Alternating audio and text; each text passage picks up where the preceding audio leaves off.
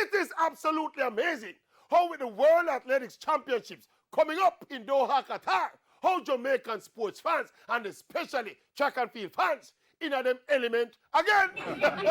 But I like track and field a really Jamaica thing. You see like how football, a Brazil thing, and like how back in the day, cricket used to be a West Indies thing. Right now, athletics is a Jamaican thing. And it's not just sprinting, it's an athletics thing. We have genuine medal contenders in hurdles. Discuss these previously ungodly events. And look, the last World Championship in London in 2017, Jamaica won 4 medals, which was easily our worst returns in many years in terms of medal haul.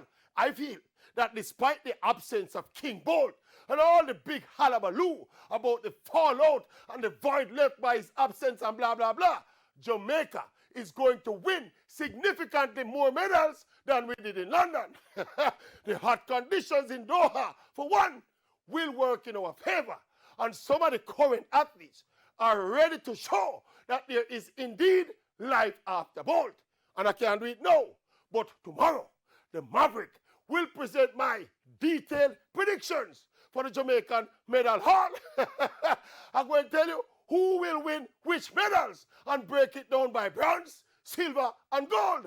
The full 100, the Maverick Qatar 2019 prediction tomorrow. I'm going to shot it like an arrow.